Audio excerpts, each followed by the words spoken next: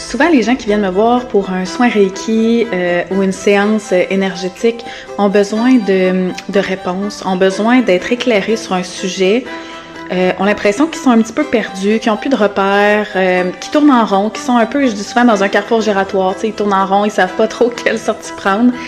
Puis dans ces séances-là, ils viennent retrouver un apaisement, des réponses à leurs questions. Ils viennent surtout se reconnecter à eux, à leur ressenti, à leur intuition, et ils repartent avec leur propre pouvoir parce que ils ont découvert eux-mêmes leur réponse. C'est pas une réponse extérieure qui est venue, c'est pas quelqu'un d'autre qui fait le travail pour eux, c'est vraiment eux-mêmes qui reprennent leur propre pouvoir énergétique.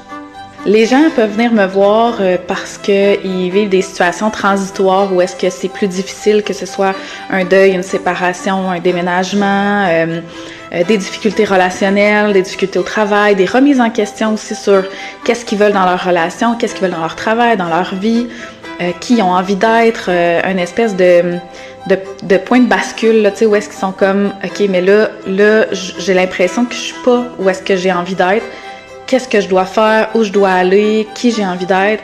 Donc, c'est vraiment pour mieux se comprendre, j'ai envie de dire. Quand les gens viennent me voir, ils ont envie de mieux se comprendre, de donner du sens à ce qui leur arrive aussi, puis vraiment avoir un éclaircissement, un changement de regard sur tout ce qui peut leur arriver en ce moment. Quand les gens repartent de mes séances, ils peuvent remarquer des changements dans leur corps, des changements physiques, que ce soit des douleurs qui se sont apaisées, même disparues, un sentiment de mieux-être, une énergie qui est plus grande, plus renouvelée. Donc, il y a vraiment quelque chose là au niveau du ressenti corporel, du ressenti de l'énergie qui change. Il y a même des changements observables dans leur environnement physique. Ils vont observer, par exemple, que il y a telle personne qui commence à s'éloigner de moi ou à l'inverse de se rapprocher de moi.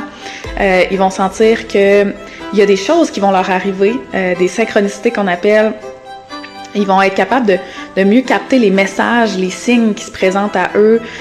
Ils vont être vraiment plus connectés à leur intuition. Donc, ces éléments-là qui vont se présenter, ils vont être capables de les capter plus facilement, de les décoder plus facilement, puis dire « Hey, c'est drôle, j'ai reçu un message, ça m'a dit telle affaire, je suis passée devant une maison, j'ai vu la pancarte à vendre, ça fait des semaines que je passe en avant, j'avais pas remarqué, elle était à vendre, puis là, on dirait mon œil a été arrêté sur elle, puis là, je commence à me dire que ça serait peut-être une maison pour moi, hey, c'est drôle, j'ai reçu une promotion au travail, telle personne à qui j'ai pas parlé depuis longtemps m'a écrit, donc il y a vraiment des changements dans l'environnement aussi, qui vont arriver, qui vont transformer, là, qui vont pouvoir s'observer aussi.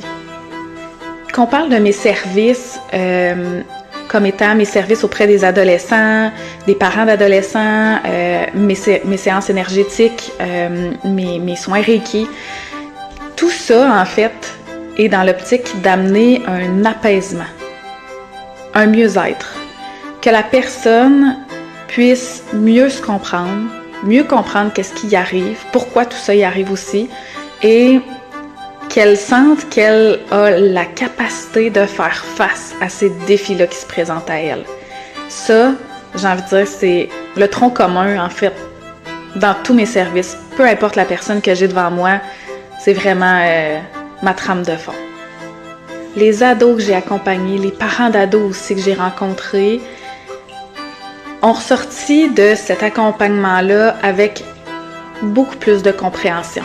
L'ado était en mesure de mieux se comprendre, de mieux comprendre qu'est-ce qui y arrivait, pourquoi il était comme ça, puis surtout d'apaiser en fait les tensions parce qu'on sait que l'adolescence c'est quand même une période plus tumultueuse si on veut, et de changer notre regard sur ce qui arrive, de comprendre pourquoi notre enfant est comme ça, de comprendre pourquoi moi je suis comme ça.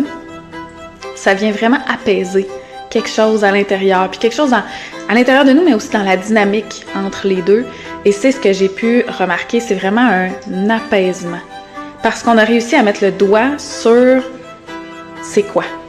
On a réussi à mettre en lumière quelque chose qui se passe chez l'ado. L'ado, des fois, c'est juste un mot que je vais dire, puis je vais mettre des mots sur ce que l'ado vit et ressent, puis il va faire « c'est ça ».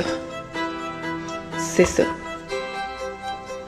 Il se sent compris, il se comprend lui-même, le parent comprend son ado.